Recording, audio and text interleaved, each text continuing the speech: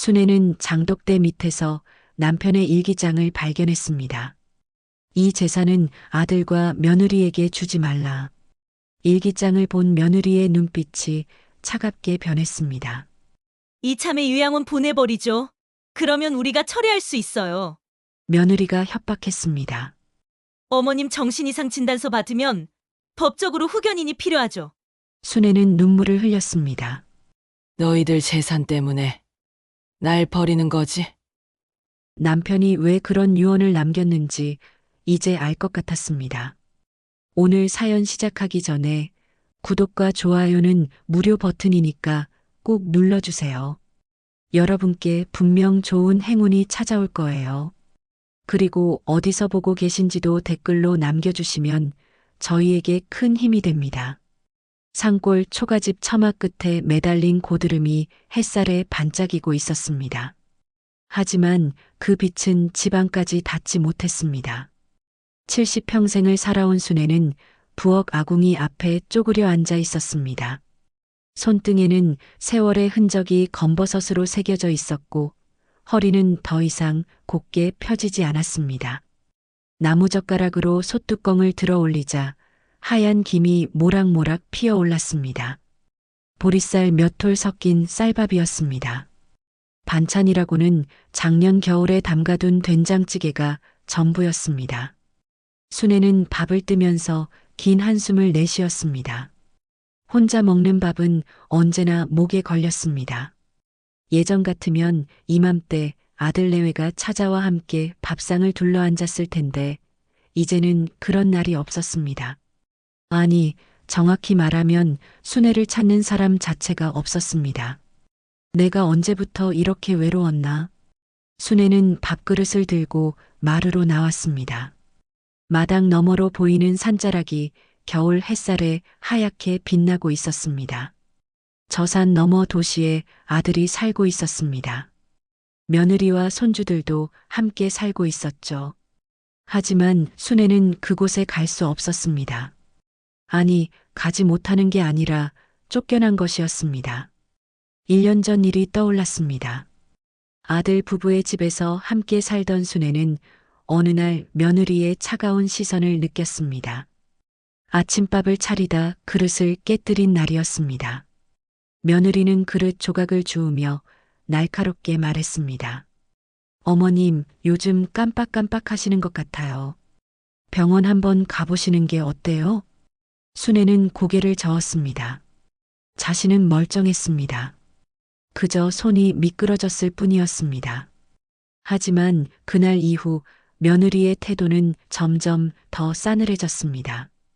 밥을 태운 날에는 요리도 제대로 못하시면서라는 말을 들었고 손주를 돌보다 아이가 넘어진 날에는 위험해서 어떻게 맡기겠냐는 핀잔을 들었습니다. 며느리의 말 한마디 한마디가 순애의 가슴에 비수처럼 꽂혔습니다. 순애는 그때마다 참았습니다. 참는 게 미덕이라고 배웠으니까요. 며느리 비위를 맞춰주면 언젠가는 다시 예전처럼 돌아갈 거라고 믿었습니다. 하지만 며느리의 태도는 나아지지 않았습니다. 오히려 더 심해졌습니다. 식탁에 밥을 차려놓으면 이게 뭐예요? 반찬이 이것밖에 없어요? 라고 불평했고 빨래를 개켜놓으면 구겨졌잖아요. 다시 해야겠네라며 한숨을 쉬었습니다. 그렇게 몇 달이 흘렀습니다. 순애는 점점 움츠러들었습니다. 말수도 줄었고 방 안에 있는 시간이 많아졌습니다. 손주들이 웃으며 뛰어노는 소리가 들려도 나가지 못했습니다. 며느리의 눈치가 보였기 때문입니다. 그리고 어느 날 저녁 아들이 순애를 불렀습니다. 거실 소파에 앉아있던 아들은 고개도 들지 않고 말했습니다. 엄마, 시골집으로 내려가시는 게 어때요? 거기가 공기도 좋고 편하실 거예요. 순애는 가슴이 철렁 내려앉았습니다. 편하라는 말은 거짓말이었습니다. 그건 사실상 쫓아내는 말이었습니다. 순애는 떨리는 목소리로 물었습니다. 얘야, 엄마가 뭘 잘못했니? 말해라. 엄마가 고칠게. 하지만 아들은 고개를 돌렸습니다. 며느리가 옆에서 차갑게 말을 받았습니다. 어머님, 저희도 생활이 있어요. 어머님 모시고 살기엔 집도 좁고 애들 키우기도 바쁘고요. 시골집에 가시면 자유롭게 사실 수 있잖아요. 공기도 맑고 조용하고 어머님한테는 그게 더 좋을 거예요. 자유롭다는 말이 귓전을 때렸습니다. 조용하다는 말이 가슴을 찔렀습니다. 순애는 알았습니다. 이건 핑계였습니다.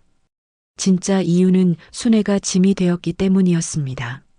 며느리가 싫어하니까 아들도 어쩔 수 없다는 듯이 고개를 돌리는 것이었습니다. 순애는 그날 밤 짐을 쌌습니다. 눈물이 났지만 참았습니다. 아들 앞에서 울면 안 된다고 생각했습니다. 울면 더 짐이 되는 것 같았습니다. 옷가지 몇 벌과 이불 한 채, 그리고 남편의 사진 한 장을 가방에 담았습니다. 그게 순애가 가져갈 수 있는 전부였습니다. 다음 날 아침 트럭에 순애의 짐을 실었고 아들은 순애를 산골 초가집까지 데려다 주었습니다. 차 안은 내내 침묵이었습니다.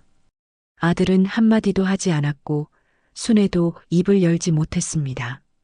무슨 말을 해야 할지 몰랐습니다. 초가집 앞에 도착했을 때 아들은 트럭에서 짐을 내렸습니다. 그리고 몇 장의 돈을 쥐어주며 말했습니다. 이거 가지고 계세요. 나중에 또 드릴게요. 필요한 거 있으면 연락하시고요. 나중에 필요한 거 있으면. 그 말들이 얼마나 공허하게 들렸는지 모릅니다. 순애는 고개를 끄덕였습니다. 아들은 다시 트럭에 올라탔습니다. 시동을 걸고 떠나는 아들의 뒷모습을 보며 순애는 서 있었습니다. 트럭이 산 아래로 사라질 때까지 순애는 그 자리에 서 있었습니다. 그날 이후 1년이 지났습니다. 아들은 한 번도 찾아오지 않았습니다. 전화도 뜸했습니다. 명절 때 한 통 걸려오는 전화가 전부였습니다. 그나마도 잘 지내세요라는 짧은 인사뿐이었습니다. 순애가 보고 싶다고 하면 나중에 시간 나면 갈게요라는 대답만 돌아왔습니다. 그 나중은 오지 않았습니다. 순애는 밥그릇을 내려놓고 마당을 내려다보았습니다. 장독대 옆으로 시든 배추 몇 포기가 바람에 흔들리고 있었습니다. 겨우내 먹을 김장을 혼자 담갔습니다. 허리가 아파 눈물이 날 지경이었지만 그래도 해야 했습니다. 아무도 도와주지 않았으니까요. 배추를 절이고 양념을 버무리고 항아리에 담는 모든 과정을 혼자 했습니다. 손이 시려 감각이 없을 때도 있었습니다. 그래도 멈출 수 없었습니다. 살아야 했으니까요. 내가 젊어서는 이 가족 먹여 살리느라 등골 빠지게 일했는데 이제는 내 자리가 없구나. 순애는 속으로 중얼거렸습니다. 남편이 살아있을 때는 이러지 않았습니다. 남편은 순애를 소중히 여겼고 아들도 그런 아버지의 모습을 보고 자랐습니다. 하지만 남편이 세상을 떠난 뒤 모든 게 달라졌습니다. 아들은 며느리 편만 들었고 순애는 점점 짐 덩어리 취급을 받았습니다. 해가 서산으로 기울기 시작했습니다. 순애는 밥그릇을 들고 부엌으로 돌아갔습니다. 설거지를 하면서 또다시 눈물이 흘렀습니다. 이렇게 혼자 늙어가는 게 서러웠습니다. 평생을 가족을 위해 살았는데 정작 자신은 버림받았다는 사실이 가슴을 찢어놓았습니다. 순애는 설거지를 마치고 마당으로 나왔습니다. 우물가에서 물을 한 바가지 떠서 마셨습니다. 차가운 물이 목구멍을 타고 내려갔습니다. 저녁이 되자 집안은 더욱 차가워졌습니다. 순애는 이불을 끌어당겨 몸을 감쌌습니다. 창밖으로 까마귀 울음소리가 들려왔습니다. 쓸쓸한 소리였습니다. 순애는 눈을 감았습니다. 내일도 오늘 같은 하루가 이어질 것이었습니다. 아무도 찾아오지 않는, 아무도 기억하지 않는 하루들이었습니다. 그렇게 순애의 하루는 저물어 갔습니다. 다음 날 아침 순애는 평소보다 일찍 잠에서 깼습니다. 밤새 뒤척이느라 제대로 잠을 이루지 못했습니다. 창밖으로 새벽 안개가 자욱하게 깔려 있었습니다. 순애는 이불을 개고 마루로 나왔습니다. 찬 기운이 온몸을 감쌌습니다. 손을 호호 불며 부엌으로 향했습니다. 아궁이에 불을 지피고 물을 끓였습니다. 김이 모락모락 피어오르는 주전자를 보며 순애는 멍하니 앉아 있었습니다. 오늘은 무얼 해야 할까? 매일 같은 생각이었습니다. 할 일은 많지 않았습니다.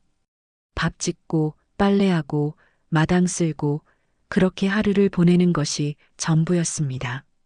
차를 한 잔 따라 마시고 나서 순애는 마당으로 나갔습니다. 장독대 주변을 정리해야겠다고 생각했습니다. 겨울 동안 쌓인 낙엽과 먼지가 장독대 밑에 수북이 쌓여 있었습니다. 빗자루를 들고 천천히 쓸기 시작했습니다. 허리가 아팠지만 참았습니다. 이 정도 일은 해야 했습니다. 낙엽을 쓸어내다 장독대 뒤편에서 무언가가 눈에 띄었습니다. 오래된 나무 상자였습니다. 먼지가 두껍게 쌓여 있었고 곰팡이 냄새가 났습니다.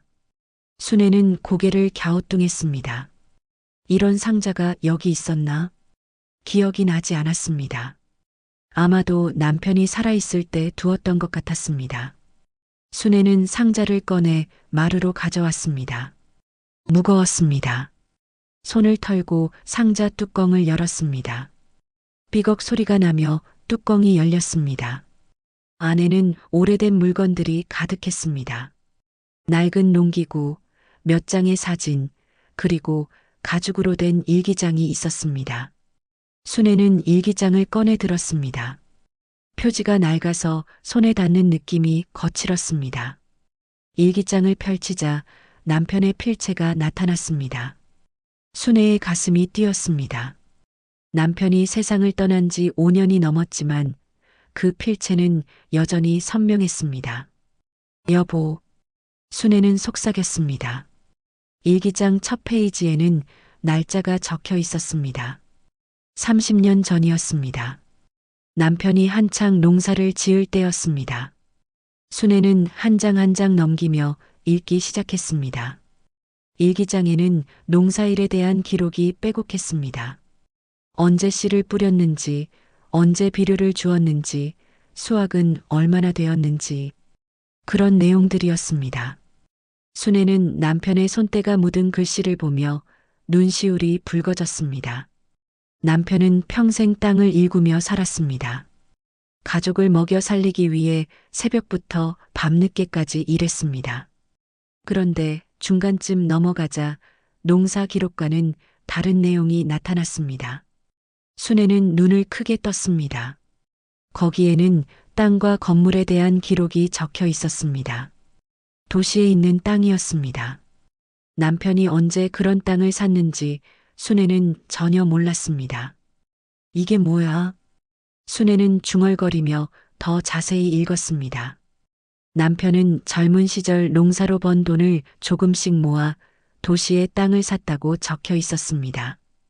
처음에는 작은 땅이었지만 시간이 지나면서 그 땅의 가치가 올랐다고 했습니다. 나중에는 그 땅 위에 작은 건물도 지었다고 했습니다. 순애는 믿을 수 없었습니다. 남편은 그런 말을 한 적이 없었습니다. 왜 말하지 않았을까? 순애는 고개를 저었습니다. 남편은 과묵한 사람이었습니다. 말이 없었고 자신의 일을 잘 드러내지 않았습니다. 그래도 이런 큰일을 숨길 줄은 몰랐습니다. 순애는 일기장을 계속 넘겼습니다. 그리고 마지막 페이지에 다다랐을 때 순애의 손이 멈췄습니다. 거기에는 짧은 글귀가 적혀 있었습니다. 이 재산은 아들과 며느리에게 주지 말라. 순애는 숨이 멎는 것 같았습니다. 남편이 왜 이런 말을 남겼을까? 아들은 남편의 친아들이었습니다. 남편은 아들을 사랑했습니다. 그런데 왜 재산을 주지 말라고 했을까? 순애는 일기장을 가슴에 안았습니다. 손이 떨렸습니다. 여보, 대체 무슨 뜻이오? 순애는 오랜 시간 일기장을 붙들고 앉아 있었습니다. 마당에서 바람이 불어왔습니다. 나뭇가지가 흔들렸습니다. 순애는 천천히 일어나 방 안으로 들어갔습니다. 일기장을 이불 밑에 숨겼습니다. 왜 숨기는지는 자신도 몰랐습니다. 그냥 아무에게도 보여주고 싶지 않았습니다. 그날 저녁 순애는 밥을 먹지 못했습니다. 입맛이 없었습니다. 머릿속은 온통 일기장 생각뿐이었습니다. 남편은 왜 그런 말을 남겼을까? 아들을 믿지 못했던 걸까? 아니면 며느리를 경계했던 걸까? 순애는 알 수 없었습니다. 밤이 깊어졌습니다.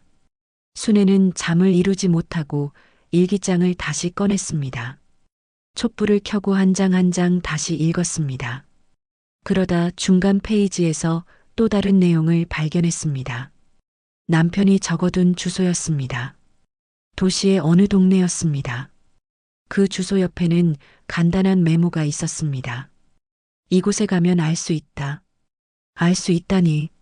무엇을 알 수 있다는 걸까? 순애는 고개를 갸우뚱했습니다. 남편은 왜 이렇게 수수께끼 같은 말만 남겼을까? 순애는 답답했습니다. 남편이 살아있었다면 물어볼 수 있었을 텐데, 이제는 물어볼 사람이 없었습니다. 다음 날 아침 순애는 결심했습니다. 아들에게 전화를 걸기로 했습니다. 일기장에 대해 말해야 한다고 생각했습니다. 아들은 알아야 했습니다. 아버지가 무엇을 남겼는지, 무슨 말을 했는지. 순애는 떨리는 손으로 전화기를 들었습니다. 전화벨이 울렸습니다. 한참을 기다린 끝에 아들이 전화를 받았습니다. 엄마, 무슨 일이세요? 아들의 목소리는 차가웠습니다. 반갑지 않다는 느낌이었습니다. 순애는 목소리를 가다듬고 말했습니다. 얘야, 엄마가 너한테 보여줄 게 있어. 내 아버지 일기장을 찾았단다. 전화 너머로 잠시 침묵이 흘렀습니다. 그리고 아들이 물었습니다. 일기장요? 그게 뭐 중요해요? 순애는 가슴이 답답했습니다. 아들은 관심이 없었습니다. 하지만 순애는 포기하지 않았습니다. 내 아버지가 땅과 건물에 대한 얘기를 남겼어. 도시에 있는 재산 말이야. 너도 알아야 할 것 같아서. 그 말에 아들의 목소리가 조금 달라졌습니다. 재산이요? 무슨 재산요? 순애는 일기장에 적힌 내용을 간단히 설명했습니다. 아들은 잠시 생각하더니 말했습니다. 그럼 제가 주말에 한번 갈게요. 며느리랑 같이 갈게요. 순애는 가슴이 두근거렸습니다. 1년 만에 아들이 찾아온다는 것이었습니다. 비록 일기장 때문이었지만 그래도 아들을 볼 수 있다는 게 기뻤습니다. 그래, 그래. 엄마가 밥 해놓을게. 맛있는 거 해줄게. 네, 그럼 주말에 뵐게요. 전화가 끊겼습니다. 순애는 전화기를 내려놓고 한숨을 쉬었습니다. 드디어 아들을 볼 수 있었습니다. 하지만 왠지 마음 한편이 불편했습니다. 아들은 일기장에만 관심이 있는 것 같았습니다. 어머니를 보고 싶어서가 아니었습니다. 순애는 창밖을 바라보았습니다. 하늘은 흐렸고 바람이 차갑게 불었습니다. 순애는 일기장을 다시 이불 밑에 숨겼습니다. 주말까지 기다려야 했습니다. 그리고 아들에게 모든 걸 보여줘야 했습니다. 남편이 남긴 마지막 말까지도. 주말이 되었습니다. 순애는 새벽부터 부산하게 움직였습니다. 아들이 온다는 생각에 잠을 설쳤습니다. 1년 만에 보는 아들이었습니다. 며느리도 함께 온다고 했습니다. 순애는 마음이 복잡했습니다. 반가우면서도 두려웠습니다. 부엌에서 밥을 짓고 반찬을 준비했습니다. 된장찌개를 끓이고 김치를 꺼내고 계란도 부쳤습니다. 냉장고에 있던 고기도 꺼내 양념을 했습니다. 손이 바빴지만 기분은 나쁘지 않았습니다. 가족을 위해 밥을 차린다는 게 얼마만인지 모르겠습니다. 점심때가 되자 마당에 차 소리가 들렸습니다. 순애는 앞치마를 벗고 마루로 나갔습니다. 아들이 차에서 내렸습니다. 며느리도 함께였습니다. 순애는 반가운 마음에 손을 흔들었습니다. 어서 와라. 잘 왔다. 하지만 아들의 표정은 밝지 않았습니다. 며느리도 마찬가지였습니다. 인사도 짧았습니다. 아들이 먼저 입을 열었습니다. 엄마, 일기장 어디 있어요? 순애는 가슴이 철렁했습니다. 밥부터 먹자는 말도 없었습니다. 어떻게 지냈냐는 인사도 없었습니다. 일기장만 궁금한 것이었습니다. 순애는 애써 웃으며 말했습니다. 밥부터 먹자. 엄마가 맛있는 거 해놨어. 며느리가 차갑게 말했습니다. 어머님, 저희 시간이 없어요. 빨리 보여주세요. 순애는 할 말을 잃었습니다. 시간이 없다니. 1년 만에 찾아왔는데 시간이 없다는 말이 이렇게 서럽게 들릴 줄 몰랐습니다. 순애는 고개를 끄덕이고 방으로 들어갔습니다. 이불 밑에 숨겨둔 일기장을 꺼냈습니다. 마루로 나와 일기장을 아들에게 건넸습니다. 아들은 일기장을 받자마자 펼쳐보기 시작했습니다. 며느리도 옆에서 함께 보았습니다. 순애는 그 모습을 지켜보며 서 있었습니다. 아무도 순애를 쳐다보지 않았습니다. 아들은 일기장을 빠르게 넘겼습니다. 농사 기록은 대충 넘기고 재산에 관한 부분만 자세히 읽었습니다. 며느리의 눈빛이 반짝였습니다. 입가에 미소가 번졌습니다. 이거 진짜예요? 도시에 땅이랑 건물이 있다고요? 아들이 고개를 끄덕였습니다. 그런 것 같네요. 주소도 적혀 있어요. 며느리는 흥분한 목소리로 말했습니다. 얼마나 될까요? 요즘 도시 땅값이 엄청난데 건물까지 있으면 대박 아니에요? 순애는 그 말을 듣고 가슴이 답답했습니다. 돈 얘기만 하는 것이었습니다. 남편이 남긴 뜻은 관심도 없었습니다. 순애는 조심스럽게 말했습니다. 얘야, 그런데 내 아버지가 마지막에 남긴 말이 있어. 아들이 고개를 들었습니다. 무슨 말이요? 순애는 일기장 마지막 장을 가리켰습니다. 아들은 그 부분을 읽었습니다. 표정이 굳어졌습니다. 며느리도 함께 읽었습니다. 며느리의 얼굴이 붉어졌습니다. 이게 무슨 말이에요? 우리한테 주지 말라고요? 며느리의 목소리가 날카로워졌습니다. 순애는 당황했습니다. 며느리가 이렇게 화를 낼 줄 몰랐습니다. 아들도 표정이 좋지 않았습니다. 엄마, 이거 무슨 뜻이에요? 아버지가 왜 이런 말을 남긴 거예요? 순애는 고개를 저었습니다. 엄마도 모르겠어. 내 아버지가 왜 그런 말을 했는지. 며느리가 일기장을 탁 내려놓으며 말했습니다. 말도 안 돼요. 그건 어머님 몫이 아니잖아요. 아버님, 아들이 누구예요? 바로 여기 있잖아요. 아들도 고개를 끄덕이며 말했습니다. 맞아요. 그건 제 몫입니다. 아버지 친아들이 저잖아요. 법적으로도 제가 상속받는 게 맞아요. 순애는 아들의 말에 가슴이 찢어지는 것 같았습니다. 법적으로 상속? 그런 차가운 말들이 순애의 귓전을 때렸습니다. 아들은 아버지의 뜻보다 재산이 더 중요한 것이었습니다. 얘야, 하지만 내 아버지가. 순애가 말을 이어가려 했지만 며느리가 끊었습니다. 어머님, 솔직히 말씀드릴게요. 어머님이 그 재산 관리할 수 있어요? 혼자 사시는데 무슨 수로 관리해요? 저희가 맡아서 처리하는 게 나아요. 며느리의 말투는 점점 더 강해졌습니다. 순애는 입을 다물었습니다. 며느리 말도 틀린 건 아니었습니다. 순애는 도시 땅이나 건물 같은 것을 어떻게 관리해야 하는지 몰랐습니다. 하지만 그렇다고 남편의 유언을 무시할 수는 없었습니다. 아들이 일기장을 다시 들고 말했습니다. 엄마, 이거 제가 가져가도 되죠? 법무사한테 보여줘야 해요. 재산 처리하려면 서류가 필요하거든요. 순애는 망설였습니다. 일기장을 주면 안 될 것 같았습니다. 남편이 남긴 마지막 흔적이었습니다.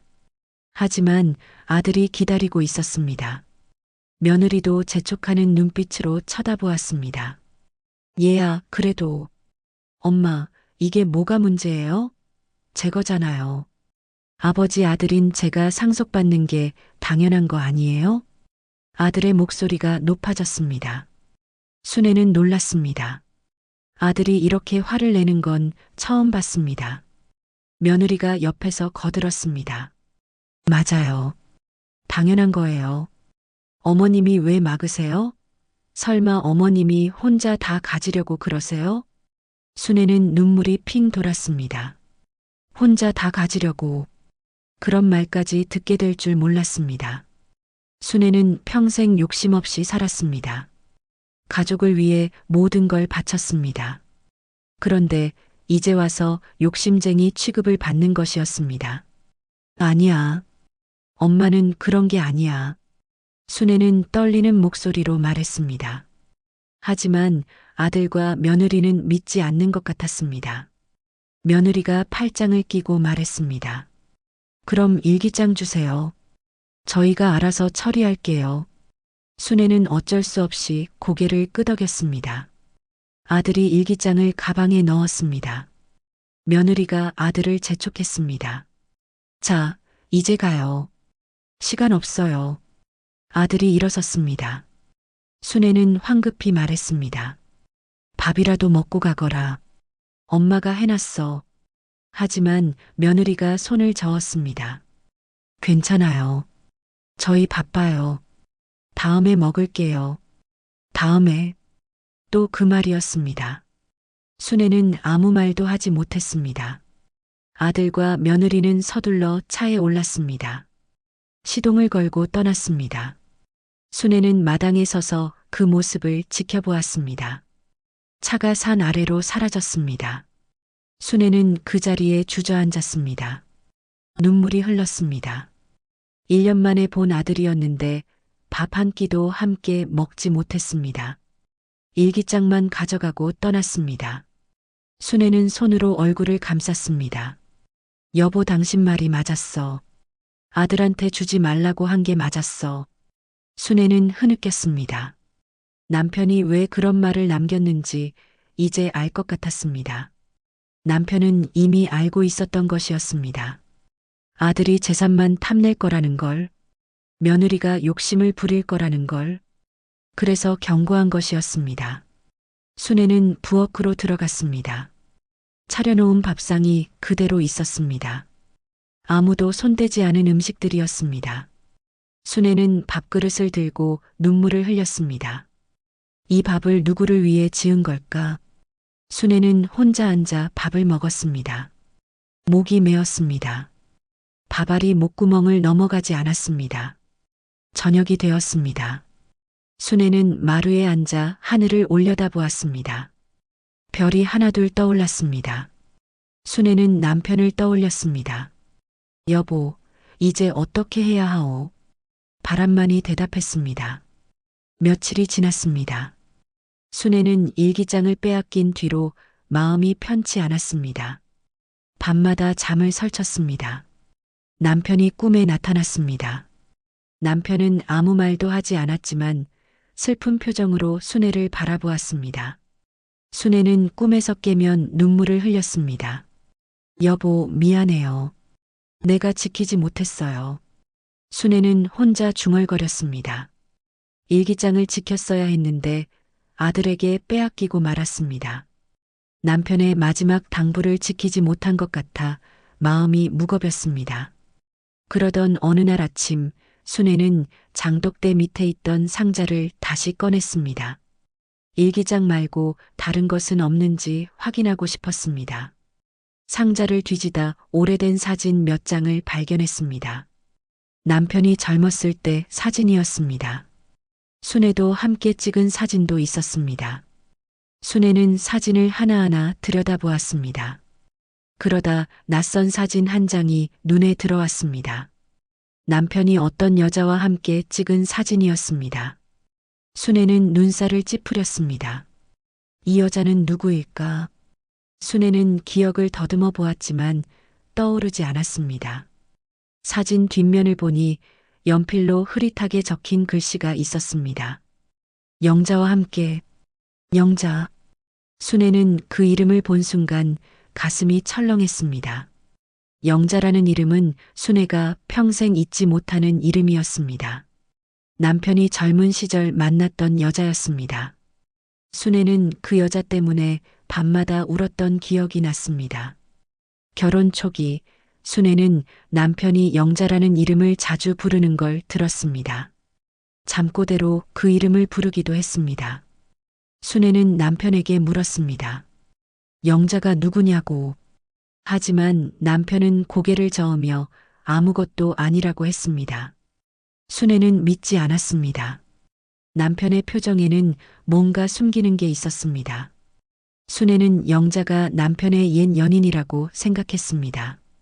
남편이 아직도 그 여자를 잊지 못한다고 여겼습니다. 그래서 질투했고 의심했습니다. 하지만 시간이 지나면서 남편은 더 이상 그 이름을 부르지 않았습니다. 순애도 서서히 잊어갔습니다. 그런데 이제 와서 다시 그 이름이 나타난 것입니다. 순애는 사진을 들고 마루에 앉았습니다.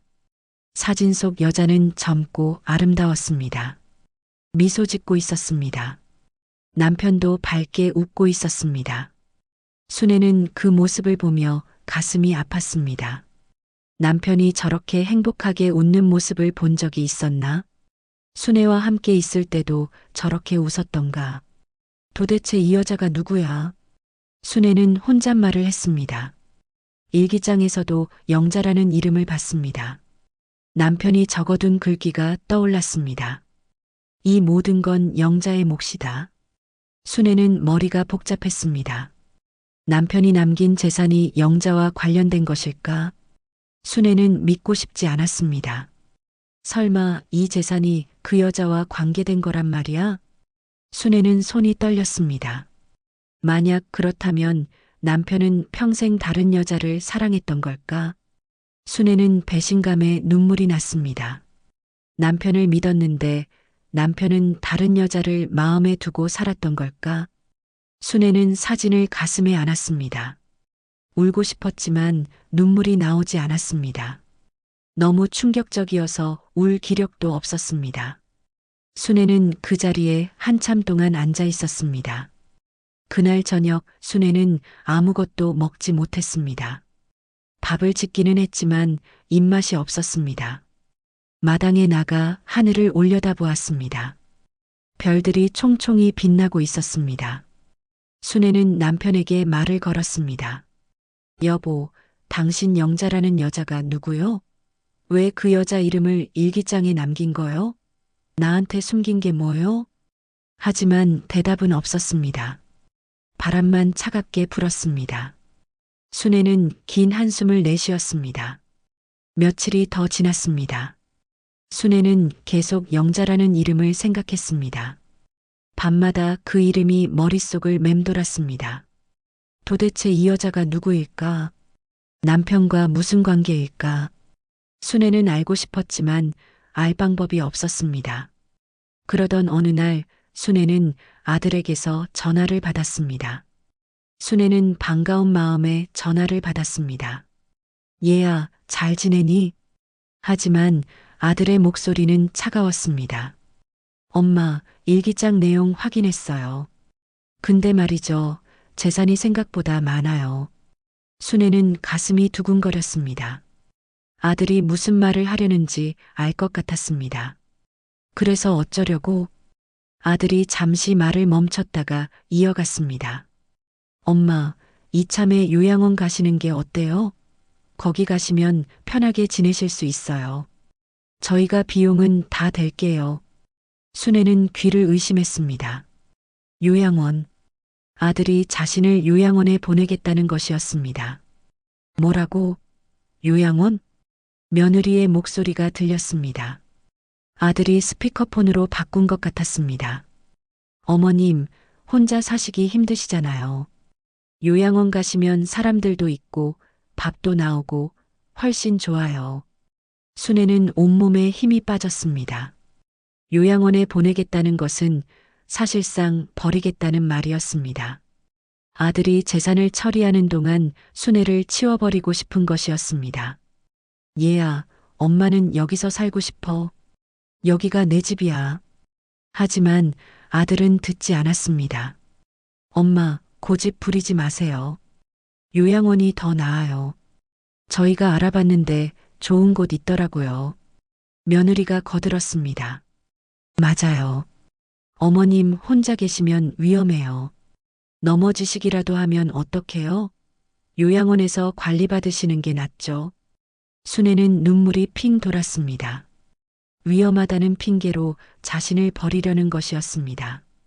순애는 떨리는 목소리로 말했습니다. 얘야, 엄마 버리는 거니? 전화 너머로 침묵이 흘렀습니다.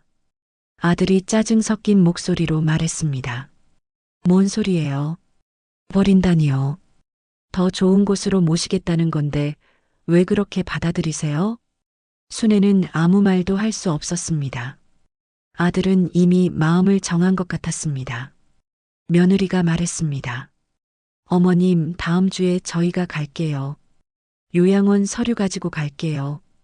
미리 준비해 두세요. 순애는 전화를 끊고 싶었습니다. 더 이상 듣고 싶지 않았습니다. 하지만 아들이 먼저 전화를 끊었습니다. 뚜소리가 울렸습니다. 순애는 전화기를 내려놓고 주저앉았습니다. 이럴 수가. 순애는 바닥에 주저앉아 울었습니다. 아들이 자신을 요양원에 보내려 한다는 게 믿기지 않았습니다. 재산을 차지하기 위해 어머니를 치워버리려는 것이었습니다. 순애는 배신감에 가슴이 찢어지는 것 같았습니다. 밤이 깊어갔습니다. 순애는 침대에 누워 천장을 바라보았습니다. 잠이 오지 않았습니다. 머릿속은 온통 복잡한 생각으로 가득했습니다. 아들, 며느리, 요양원, 영자, 일기장, 모든 것이 뒤엉켜 있었습니다. 여보, 당신 대체 무슨 비밀을 남긴 거요? 순애는 속삭였습니다. 남편이 남긴 일기장 때문에 모든 게 꼬이기 시작했습니다. 차라리 일기장을 발견하지 않았더라면 좋았을까? 순애는 후회했습니다. 하지만 이미 늦었습니다. 일기장은 아들 손에 있었고 아들은 욕심을 드러내고 있었습니다. 순애는 이불을 끌어당겨 몸을 감쌌습니다. 추웠습니다. 온몸이 떨렸습니다.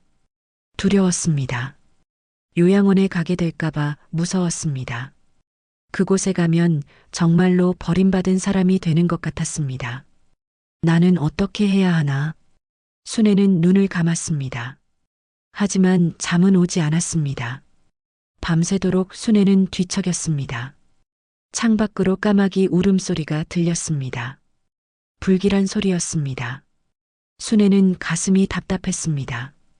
앞으로 무슨 일이 일어날지 알 수 없었습니다.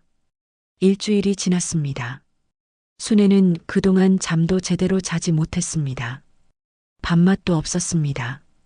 아들이 요양원 서류를 가지고 온다는 생각만으로도 숨이 막혔습니다. 순애는 이대로 당할 수만은 없다고 생각했습니다. 뭔가 해야 했습니다. 어느 날 아침 순애는 결심했습니다. 일기장에 적혀 있던 주소를 찾아가기로 했습니다. 남편이 남긴 메모에는 그곳에 가면 알 수 있다고 했습니다.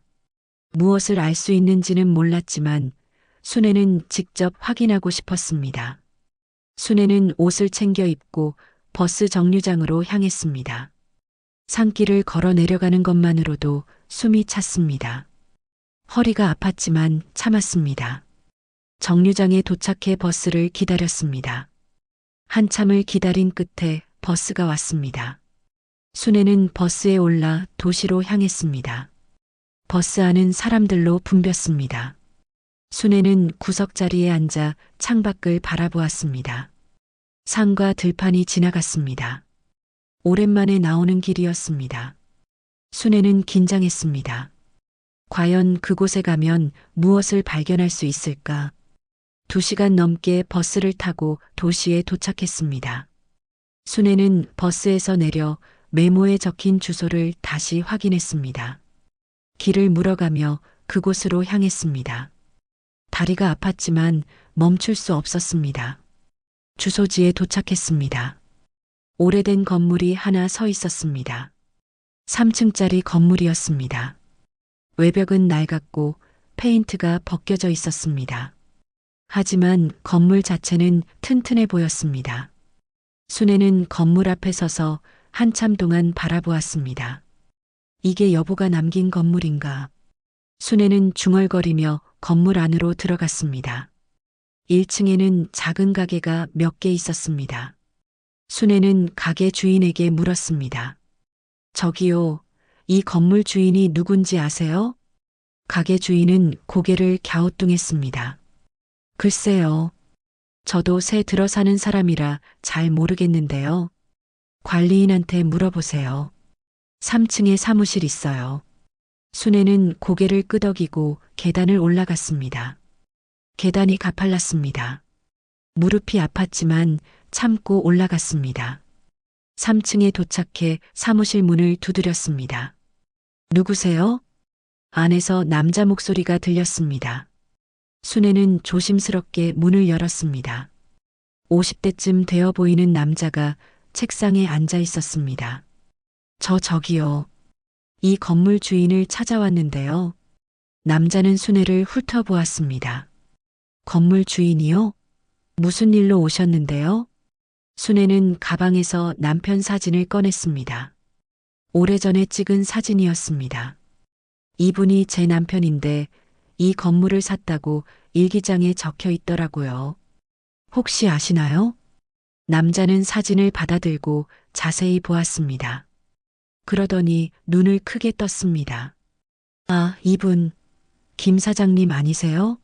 그럼 할머니가 사모님이시구나. 순애는 깜짝 놀랐습니다.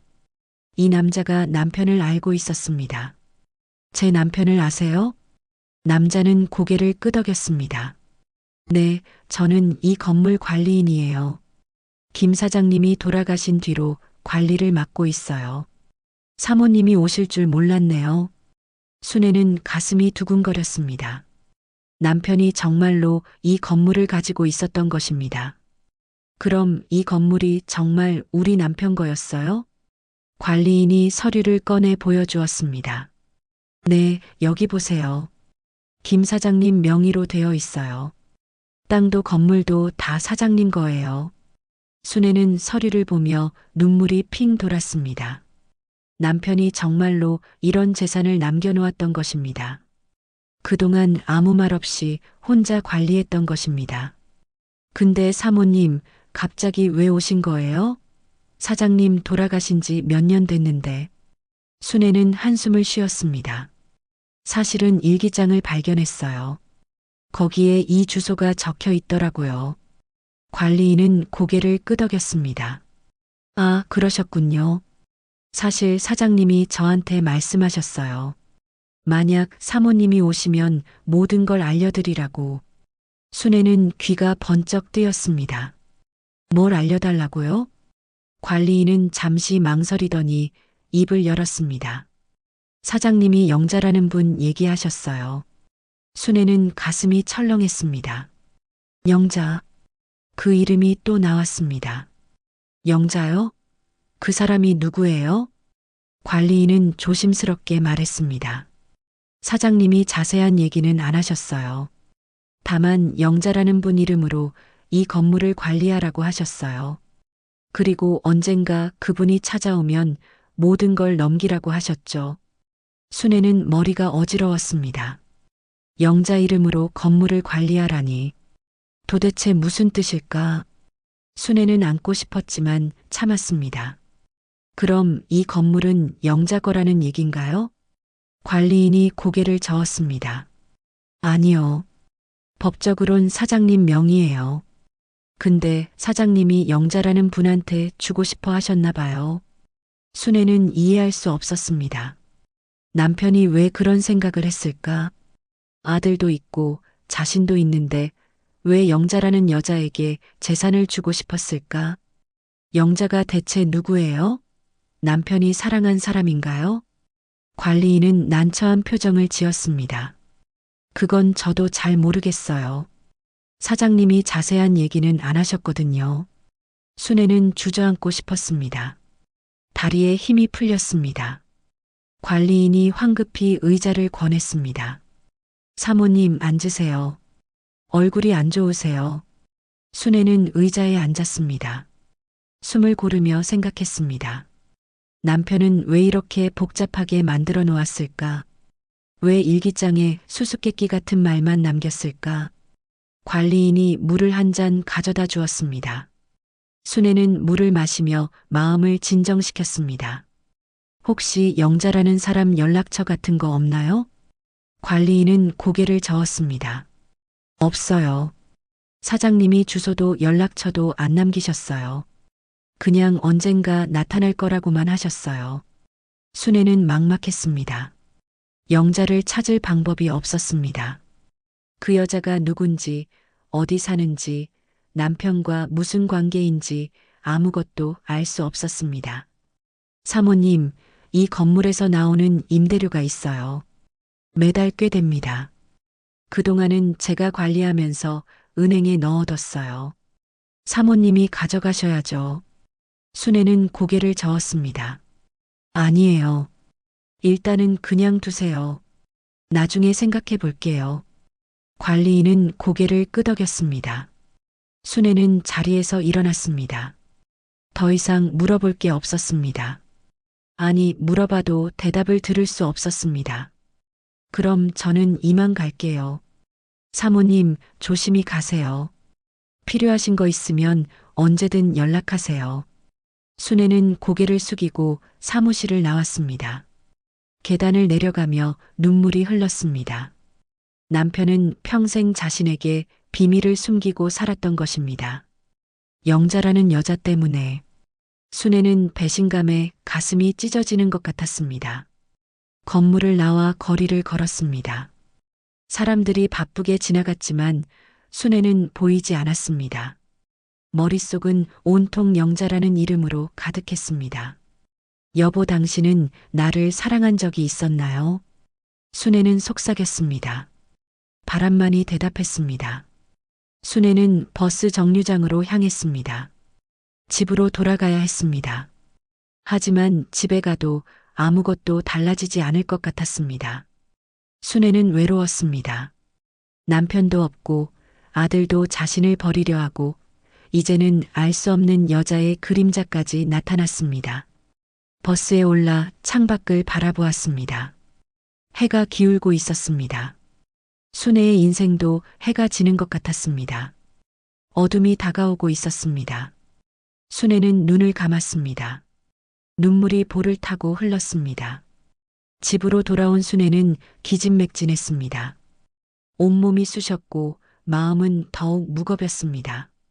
어둠이 내린 초가집은 더욱 쓸쓸해 보였습니다. 순애는 불을 켜고 마루에 주저앉았습니다. 도시에서 본 것들이 머릿속을 맴돌았습니다. 건물, 관리인, 그리고 영자라는 이름. 도대체 뭐가 뭔지 모르겠어. 순애는 혼잣말을 했습니다. 남편이 남긴 비밀은 점점 더 깊어만 갔습니다. 순애는 영자가 누구인지 알고 싶었습니다. 그 여자가 남편과 어떤 관계였는지, 왜 남편이 그 여자 이름으로 재산을 남겼는지 알아야 했습니다. 다음 날 아침 순애는 일찍 일어났습니다. 잠을 설친 탓에 얼굴이 수척했습니다. 거울을 보니 눈 밑에 다크서클이 짙게 깔려 있었습니다. 순애는 한숨을 쉬며 부엌으로 향했습니다. 밥을 지어야 했습니다. 그런데 마당에서 차 소리가 들렸습니다. 순애는 깜짝 놀라 창문을 열어보았습니다. 아들의 차였습니다. 순애는 가슴이 철렁했습니다. 오늘이 그날이었습니다. 아들이 요양원 서류를 가지고 온다던 날이었습니다. 아들과 며느리가 차에서 내렸습니다. 두 사람 모두 표정이 굳어 있었습니다. 순애는 마루로 나가 맞이했습니다. 어서 오너라. 하지만 아들은 인사도 제대로 하지 않았습니다. 며느리가 손에 서류 봉투를 들고 있었습니다. 순애는 그 봉투를 보며 온몸이 굳어졌습니다. 아들이 마루에 올라와 앉았습니다. 며느리도 따라 앉았습니다. 순애는 두 사람 앞에 앉았습니다. 침묵이 흘렀습니다. 아들이 먼저 입을 열었습니다. 엄마, 요양원 알아봤어요. 괜찮은 곳이에요. 거기 가시면 편하게 지내실 수 있어요. 순애는 고개를 저었습니다. 얘야, 엄마는 여기서 살고 싶어. 여기가 내 집이야. 며느리가 차갑게 말했습니다. 어머님, 고집 부리지 마세요. 혼자 계시면 위험하다니까요. 요양원이 훨씬 나아요. 순애는 며느리의 눈빛을 보았습니다. 차갑고 날카로웠습니다. 순애는 알았습니다. 이건 걱정이 아니라 재산을 차지하기 위한 수순이라는 것을.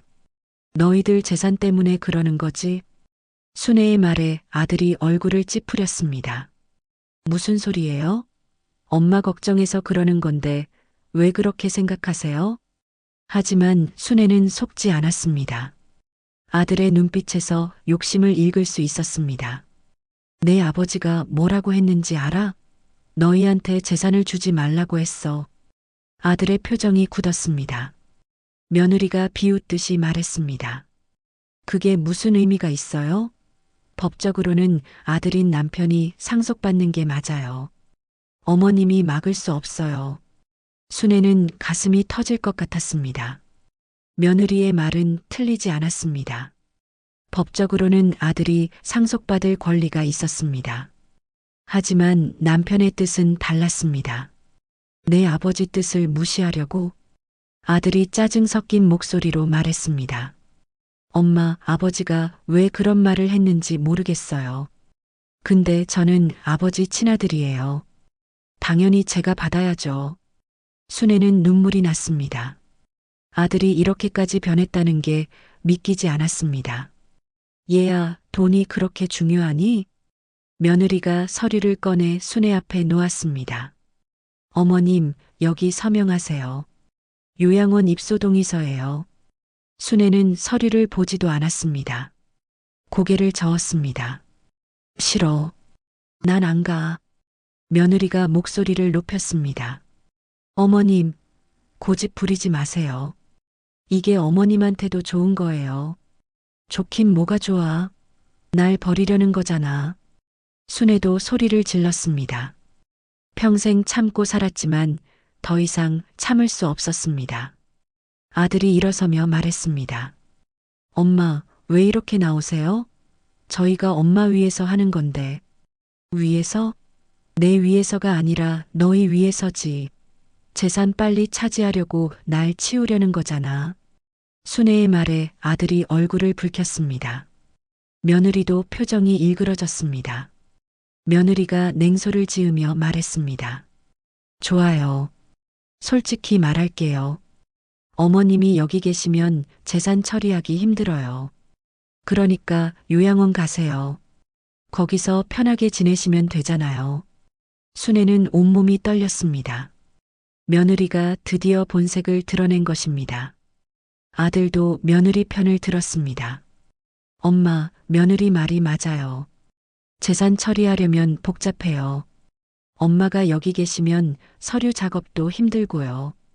순애는 아들을 똑바로 쳐다보았습니다. 너 정말 내 엄마를 이렇게 대하는 거니? 아들은 고개를 돌렸습니다. 대답하지 않았습니다. 순애는 절망했습니다. 자신이 낳아 키운 아들이 이렇게 변했다는 게 믿기지 않았습니다. 며느리가 다시 서류를 밀어넣으며 말했습니다. 어머님, 어차피 가셔야 해요. 서명 안 하시면 저희가 다른 방법을 쓸 거예요. 다른 방법? 며느리가 비웃듯 말했습니다. 어머님 정신 상태가 온전치 않다고 진단서 받으면 돼요. 그럼 법적으로 후견인이 필요하죠. 그게 바로 남편이에요. 순애는 경악했습니다. 며느리가 자신을 정신 이상자로 몰아가려 한다는 것이었습니다. 이럴 수가 너희들이 어떻게 해. 순애는 말을 잇지 못했습니다. 며느리는 이미 모든 걸 계획해 놓은 것 같았습니다. 아들도 그 계획에 동의한 것이었습니다. 아들이 일어서며 말했습니다. 엄마, 일주일 드릴게요. 그때까지 생각하세요. 자발적으로 가시는 게 나아요. 안 그러면 저희도 어쩔 수 없어요. 며느리도 일어섰습니다. 두 사람은 서류를 탁자에 남겨두고 밖으로 나갔습니다. 차에 올라타고 떠났습니다. 순애는 그 모습을 멍하니 지켜보았습니다. 차가 사라진 뒤 순애는 마루에 주저앉았습니다. 눈물이 주르륵 흘렀습니다. 가슴이 너무 아팠습니다. 아들이 자신을 완전히 버린 것입니다. 며느리는 악랄했고 아들은 그런 며느리를 따랐습니다. 여보, 당신 말이 옳았어요. 아들한테 주면 안 되는 거였어요. 순애는 흐느꼈습니다. 남편이 왜 그런 유언을 남겼는지 이제 완전히 이해했습니다. 남편은 이미 알고 있었던 것입니다. 아들이 욕심을 부릴 거라는 것을, 며느리가 재산을 노릴 거라는 것을. 순애는 탁자 위에 놓인 서류를 보았습니다. 요양원 입소 동의서. 순애는 그 서류를 집어 찢어버렸습니다. 한 장 한 장 찢으며 울었습니다. 난 안 가. 절대 안 가. 순애는 결심했습니다. 이대로 당할 수는 없었습니다. 아들과 며느리에게 재산을 넘겨줄 수 없었습니다. 남편의 뜻을 지켜야 했습니다. 그리고 영자라는 여자를 찾아야 했습니다. 그 여자가 누구든 남편이 원했던 것이 무엇이든 알아내야 했습니다. 순애는 눈물을 닦고 일어섰습니다. 방으로 들어가 상자를 다시 꺼냈습니다. 사진들을 다시 뒤졌습니다. 혹시 영자에 대한 단서가 더 있을지 모른다고 생각했습니다. 사진들을 하나하나 살펴보다 뒷면에 적힌 메모를 발견했습니다. 흐릿한 글씨로 전화번호가 적혀 있었습니다. 순애는 가슴이 뛰었습니다. 이게 영자의 전화번호일까? 순애는 떨리는 손으로 전화기를 들었습니다.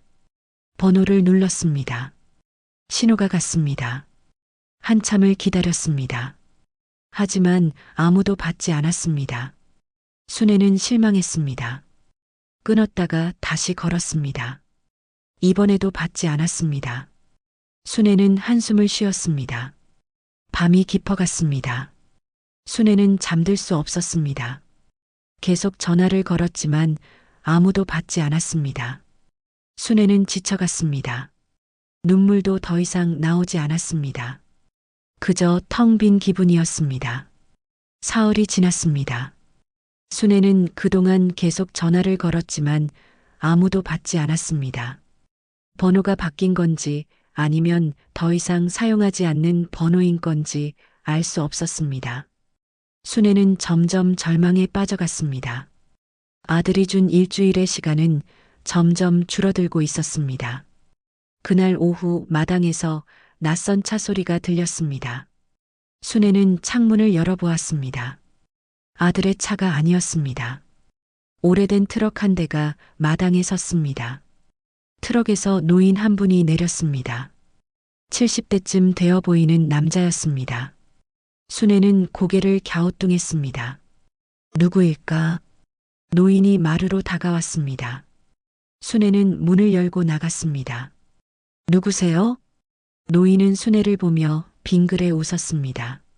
순애 씨, 날 모르겠소? 나야 박씨요. 순애는 눈을 크게 떴습니다. 박씨, 남편의 오랜 친구였습니다. 젊었을 때 남편과 함께 농사일을 하던 사람이었습니다. 순애는 반가웠습니다. 아이고, 박씨, 얼마만이요? 어떻게 여길? 박씨는 마루에 올라와 앉았습니다. 마을에서 소문 들었소. 순애 씨 아들이 요양원 얘기를 한다더군. 그래서 걱정돼서 왔소. 순애는 눈시울이 붉어졌습니다. 아들도 아닌 남의 사람이 자신을 걱정해서 찾아온 것입니다. 순애는 박 씨에게 차를 내왔습니다. 두 사람은 마주 앉았습니다. 박 씨가 먼저 입을 열었습니다. 순애 씨, 무슨 일이 있었소? 아들이 왜 그런 얘기를 하는 거요? 순애는 한숨을 쉬며 그동안 있었던 일을 이야기했습니다. 일기장을 발견한 것, 아들과 며느리가 재산을 노리는 것, 요양원에 보내려는 것까지 모두 털어놓았습니다. 박 씨는 고개를 끄덕이며 들었습니다. 그래서 영자라는 사람을 찾고 있어. 남편이 그 사람 이름을 일기장에 남겼거든요.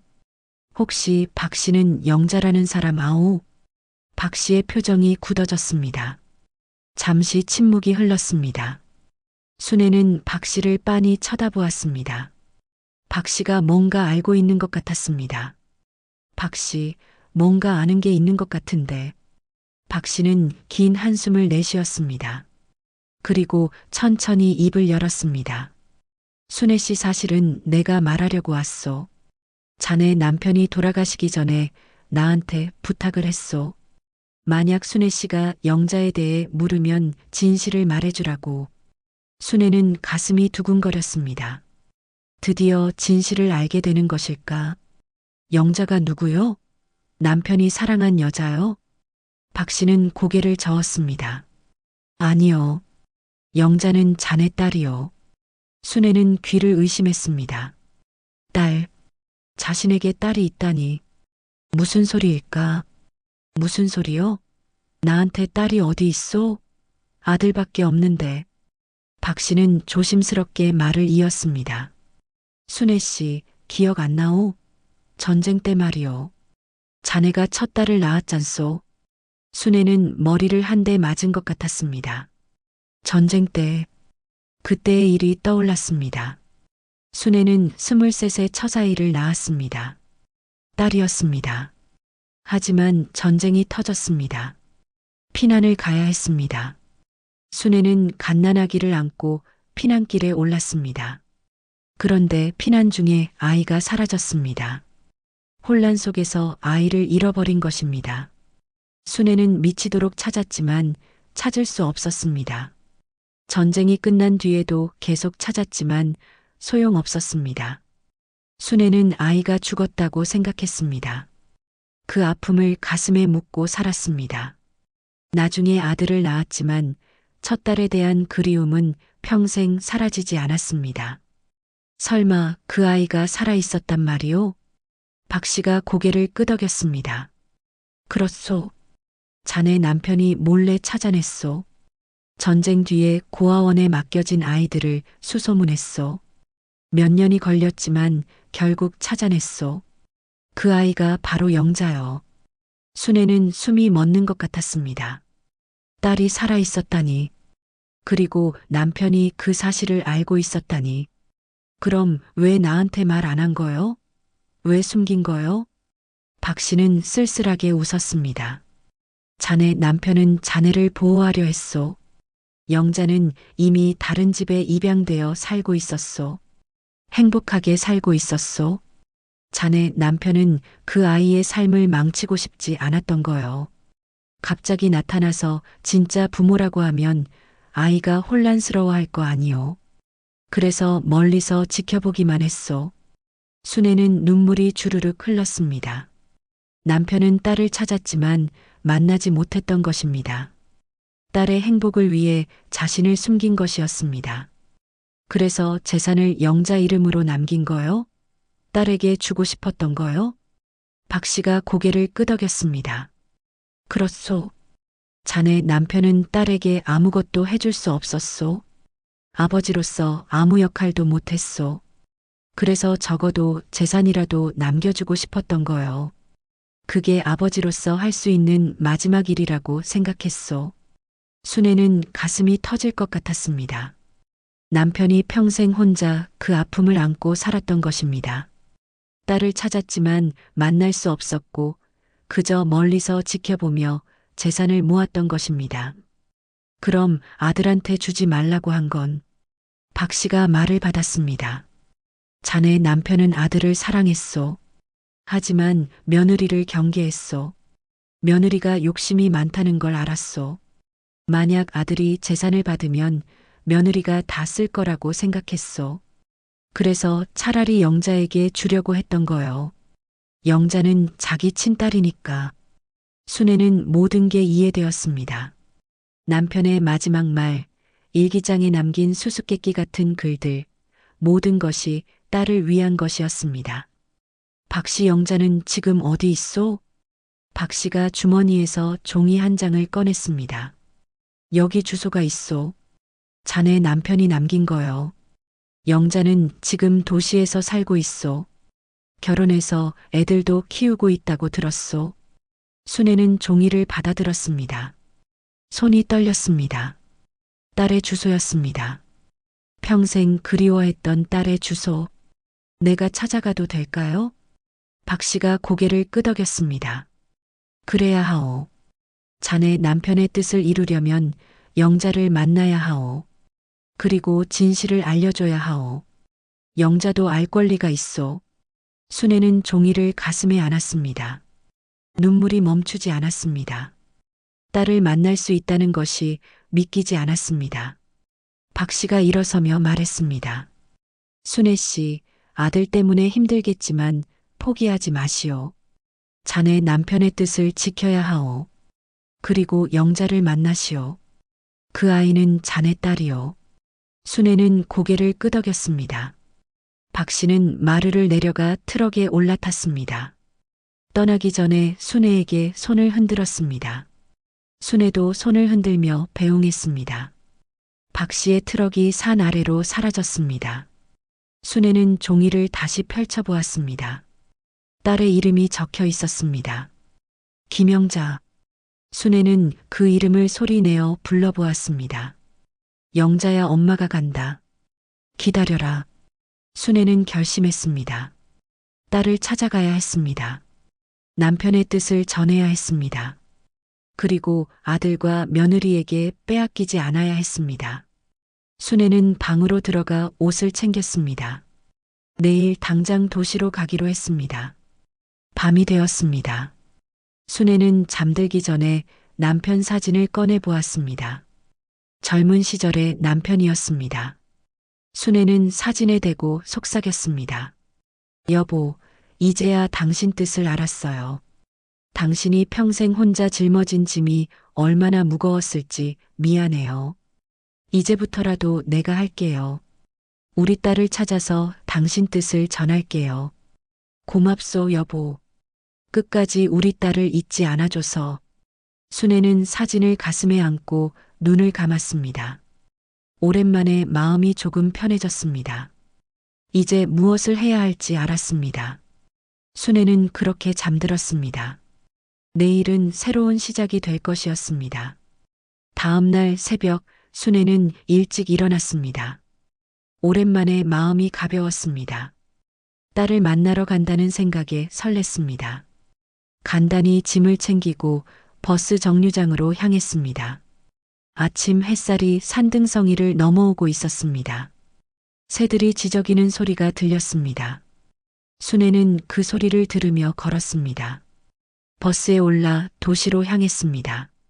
창밖 풍경을 보며 순애는 생각했습니다. 딸을 만나면 뭐라고 말해야 할까? 어떻게 시작해야 할까? 가슴이 두근거렸습니다. 50년 만에 만나는 딸이었습니다. 도시에 도착했습니다. 순애는 종이에 적힌 주소를 확인하며 걸었습니다. 길을 물어가며 한참을 걸었습니다. 다리가 아팠지만 멈추지 않았습니다. 드디어 주소지에 도착했습니다. 아파트 단지였습니다. 깨끗하고 조용한 곳이었습니다. 순애는 딸이 사는 동과 호수를 확인했습니다.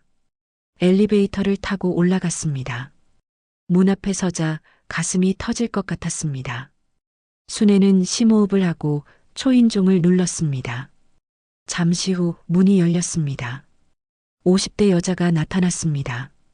단정한 옷차림에 온화한 인상이었습니다. 순애는 그 얼굴을 보는 순간 알았습니다. 자신의 딸이라는 것을. 젊은 시절 자신의 모습과 너무나 닮아 있었습니다. 누구세요? 여자가 물었습니다. 순애는 목이 메었습니다. 말이 나오지 않았습니다. 눈물만 흘렀습니다. 저기 혹시 어디 불편하세요? 여자가 걱정스럽게 물었습니다. 순애는 겨우 입을 열었습니다. 당신이 영자 씨인가요? 여자는 고개를 끄덕였습니다. 네, 맞는데요. 저를 어떻게 아세요? 순애는 눈물을 닦으며 말했습니다. 나는 당신 엄마예요. 영자는 눈을 크게 떴습니다. 믿을 수 없다는 표정이었습니다. 순애는 떨리는 손으로 가방에서 사진을 꺼냈습니다. 오래전 영자가 갓난아기였을 때 찍은 사진이었습니다. 그리고 남편이 남긴 일기장 복사본도 함께 꺼냈습니다. 이걸 봐요. 당신 아버지가 남긴 거예요. 당신은 내 딸이에요. 영자는 사진과 서류를 받아들었습니다. 손이 떨렸습니다. 천천히 읽어 내려갔습니다. 표정이 점점 굳어졌습니다. 눈물이 고였습니다. 이게 정말이에요? 순애는 고개를 끄덕였습니다. 그래요. 나는 전쟁 때 당신을 잃어버렸어요. 평생 찾았지만 못 찾았죠. 그런데 당신 아버지가 찾아냈어요. 하지만 당신이 행복하게 살고 있어서 말하지 못했던 거예요. 영자는 주저앉았습니다. 충격이 너무 컸습니다. 순애도 옆에 앉았습니다. 두 사람은 한참 동안 아무 말도 하지 못했습니다. 한참 후 영자가 입을 열었습니다. 저는 양부모님 밑에서 자랐어요. 좋은 분들이셨어요. 하지만 항상 궁금했어요. 제 진짜 부모님이 누구일까? 왜 절 버렸을까? 순애는 가슴이 찢어지는 것 같았습니다. 버린 게 아니에요. 전쟁 때문에 잃어버린 거예요. 나는 미치도록 찾았어요. 평생 당신을 그리워했어요. 영자는 눈물을 흘렸습니다. 순애도 울었습니다. 50년 만에 만난 모녀는 그렇게 함께 울었습니다. 말이 필요 없었습니다. 그저 울음으로 모든 걸 나눴습니다. 한참을 울고 나서 영자가 물었습니다. 아버지는 어떤 분이셨어요? 순애는 남편 이야기를 들려주었습니다. 평생 땅을 일구며 살았던 것, 과묵했지만 따뜻한 사람이었던 것, 딸을 찾아 평생 재산을 모았던 것. 영자는 눈물을 흘리며 들었습니다. 아버지가 저를 위해 그렇게 하셨다니. 순애는 영자의 손을 잡았습니다. 당신 아버지는 당신을 사랑했어요. 만나지 못해도 항상 당신을 생각했어요. 그래서 재산을 남긴 거예요. 아버지로서 해줄 수 있는 마지막 일이었죠. 영자는 고개를 숙였습니다. 눈물이 뚝뚝 떨어졌습니다. 순애는 영자를 꼭 안았습니다. 50년 만에 안는 딸이었습니다. 영자도 순애를 안았습니다. 두 사람은 한참 동안 그렇게 안고 있었습니다. 그때 현관문이 열렸습니다. 아들과 며느리가 들어왔습니다. 두 사람은 순애를 보고 깜짝 놀랐습니다. 엄마, 여기서 뭐 하세요? 아들이 놀라 물었습니다. 순애는 일어섰습니다. 영자도 함께 일어섰습니다. 얘야, 이분이 누군지 아니? 내 누나야. 내 아버지의 친딸이야. 아들은 어리둥절한 표정이었습니다. 며느리는 얼굴이 하얗게 질렸습니다. 순애는 차근차근 설명했습니다. 영자가 누구인지, 남편이 왜 재산을 영자에게 주려 했는지. 며느리가 황급히 말했습니다. 말도 안 돼요. 증거가 어디 있어요? 그냥 사기꾼 아니에요? 영자가 서류를 내밀었습니다. 여기 있어요. 저는 법적으로도 김 씨의 딸이에요. 출생 기록도 있고 아버지가 남긴 유언장도 있어요. 며느리는 서류를 빼앗아 보았습니다. 얼굴이 일그러졌습니다. 아들도 당황한 표정이었습니다. 그럼 재산이? 며느리가 떨리는 목소리로 물었습니다. 영자가 고개를 끄덕였습니다. 네, 아버지는 재산을 저한테 남기셨어요. 법적으로도 문제 없어요. 며느리는 비명을 질렀습니다. 이게 무슨 소리예요? 우리가 얼마나 고생했는데 그 재산은 우리 거라고요. 아들이 당황해서 아내를 말렸습니다. 여보, 진정해. 일단 얘기를 들어보자. 하지만 며느리는 진정하지 않았습니다. 오히려 더 화를 냈습니다. 진정하라고요? 당신 정신 차려요. 어머니가 우릴 속인 거잖아요. 일기장도 거짓말이고 이 여자도 짜고 친 거예요. 순애는 가슴이 아팠습니다. 며느리의 말은 갈수록 독해졌습니다. 며칠 후 법원에서 재판이 열렸습니다. 아들과 며느리는 재산을 요구했지만 법원은 남편의 유언과 영자의 출생 증명을 인정했습니다. 재산은 순애와 영자에게 상속되었습니다. 아들과 며느리는 아무것도 받지 못했습니다. 판결이 내려지자 며느리가 법정에서 소리를 질렀습니다. 이건 불공평해요. 말도 안 돼요. 우리가 그동안 얼마나 고생했는데 저 여자는 갑자기 나타나서 다 가져가요? 세상에 이런 법이 어디 있어요? 판사가 정숙을 명령했지만 며느리는 멈추지 않았습니다. 어머니가 이렇게까지 할 줄 몰랐어요. 우리 인생 망치려고 작정한 거죠? 정말 이기적이세요. 법정 경비가 며느리를 제지했습니다. 며느리는 끌려나가면서도 소리를 질렀습니다. 두고 봐요. 이렇게는 안 끝나요. 절대 그냥 안 놔둘 거예요. 아들은 멍하니 서 있었습니다. 모든 게 무너진 것입니다. 순애는 아들을 바라보았습니다. 아들의 눈에서 눈물이 흘렀습니다. 재판이 끝난 후 순애는 아들을 따로 불렀습니다. 며느리는 이미 화가 나서 혼자 차에 가 있었습니다. 얘야. 아들은 고개를 들지 못했습니다.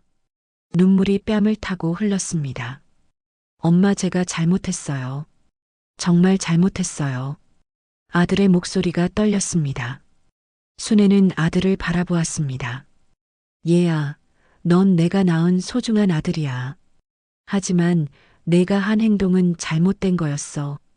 돈 때문에 엄마를 버리려 했잖니. 아들은 무릎을 꿇었습니다. 법원 복도 한가운데에서 무릎을 꿇고 울었습니다. 엄마, 죄송해요. 정말 죄송해요. 저는 미쳤던 것 같아요. 아내 말만 듣고 엄마를 요양원에 보내려 하고 제가 짐승만도 못했어요. 순애는 눈물이 났습니다. 아들이 진심으로 후회하고 있었습니다. 얘야, 일어나거라. 하지만 아들은 일어나지 않았습니다. 엄마, 저 용서 못 받을 거 알아요. 하지만 제발 한 번만 용서해 주세요. 엄마를 요양원에 보내려 했던 제가 너무 나빴어요. 아버지한테도 죄송해요. 아버지 뜻을 무시하고 누나까지 모르는 척하려 했어요. 순애는 아들을 일으켜 세웠습니다. 얘야, 엄마는 너를 미워하지 않아. 하지만 너는 내 잘못을 알아야 해. 그리고 이제부터라도 바르게 살아야 해. 아들은 고개를 끄덕이며 계속 울었습니다. 엄마, 저 아내랑 이혼할게요. 저 사람은 끝까지 반성을 안 해요. 어머니한테 그렇게 나쁘게 굴었는데도 저는 더 이상 그 사람이랑 못 살겠어요. 순애는 한숨을 쉬었습니다. 그건 내가 결정할 일이야. 하지만 손주들은 생각해야 해.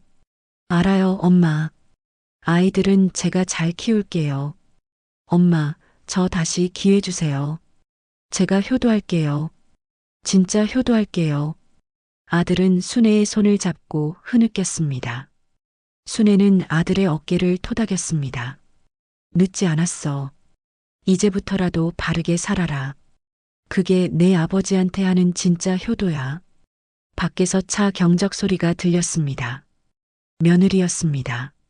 아들은 차를 돌아보더니 순애에게 말했습니다. 엄마, 저는 이제 아내한테 휘둘리지 않을게요. 제가 잘못 선택했어요. 엄마 편을 들었어야 했는데 정말 후회돼요. 아들은 다시 한번 깊이 고개를 숙였습니다. 그리고 차 쪽으로 걸어갔습니다. 차에 타자마자 며느리의 고함 소리가 들렸습니다. 뭐 하느라 이렇게 늦게 와요? 빨리 가요. 여기 있기 싫어요. 차가 출발했습니다. 순애는 그 모습을 지켜보았습니다. 며느리는 끝까지 반성하지 않았습니다. 하지만 아들은 달랐습니다. 아들은 진심으로 후회하고 있었습니다. 그로부터 몇 달 후 순애는 영자와 함께 살기 시작했습니다. 영자의 집에서 함께 지냈습니다. 영자의 가족들은 순애를 따뜻하게 맞아주었습니다. 손주들도 순애를 좋아했습니다. 아들은 정말로 아내와 이혼했습니다. 며느리는 끝까지 재산을 요구했지만 아무것도 받지 못했습니다. 아들은 아이들을 데리고 혼자 살기 시작했습니다. 그리고 일주일에 한 번씩 순애를 찾아왔습니다. 진심으로 후회하며 효도하려 애썼습니다. 어느 날 저녁 순애와 영자는 함께 산책을 나갔습니다. 공원을 걸으며 이야기를 나눴습니다. 엄마, 전 행복해요. 엄마를 만나서 영자가 말했습니다. 순애는 영자의 손을 잡았습니다. 나도 그래. 50년 만에 널 찾았어. 이제 다시는 놓지 않을 거야. 두 사람은 웃으며 걸었습니다. 석양이 지고 있었습니다. 하늘이 붉게 물들었습니다. 순애는 하늘을 올려다보며 속삭였습니다. 여보, 이제야 당신 뜻을 이뤘어요. 우리 딸을 찾았어요. 고마워요. 끝까지 딸을 지켜줘서. 당신은 훌륭한 아버지였어요. 바람이 불었습니다. 따뜻한 바람이었습니다. 순애는 미소 지었습니다. 남편이 대답하는 것 같았습니다. 순애는 영자와 손을 맞잡고 걸었습니다. 이제 순애는 혼자가 아니었습니다. 딸이 있었습니다. 가족이 있었습니다. 버려진 인생이라고 생각했는데 사실은 다시 찾은 인생이었습니다. 남 버려진 인생인 줄 알았는데 사실은 다시 찾은 인생이었다. 순애는 속으로 중얼거렸습니다. 영자가 물었습니다. 엄마, 뭐라고 하셨어요? 순애는 고개를 저었습니다. 아무것도 아니야. 그냥 행복하다는 말이야. 두 사람은 웃으며 집으로 돌아갔습니다. 저녁 식탁에는 가족들이 모여 있었습니다. 영자의 남편과 아이들이 순애를 반겼습니다. 따뜻한 밥상이었습니다. 웃음소리가 넘쳤습니다. 순애는 밥을 먹으며 생각했습니다. 이게 진짜 가족이구나. 돈이 아니라 사랑으로 이어진 가족. 순애는 감사했습니다. 남편에게, 딸에게, 후회하는 아들에게, 이 모든 순간에게. 밤이 되었습니다. 순애는 방에 누워 창밖을 바라보았습니다. 별들이 반짝이고 있었습니다. 순애는 남편에게 말을 걸었습니다. 여보, 이제야 당신 뜻을 알았어. 고마워요. 평생 우리 딸을 잊지 않아줘서. 나는 행복해요. 당신 덕분이에요. 순애는 눈을 감았습니다. 평온한 잠이 찾아왔습니다. 오랜만에 편안한 잠이었습니다. 순애의 얼굴에는 미소가 번져 있었습니다. 그렇게 순애의 새로운 인생이 시작되었습니다. 오늘의 이야기가 울림이 되었다면 주변 분들과 함께 나눠주세요. 당신의 이야기가 누군가의 인생에 닿을지도 모릅니다. 구독과 좋아요, 댓글로 함께 해주시면 앞으로 더 좋은 이야기로 찾아뵙겠습니다.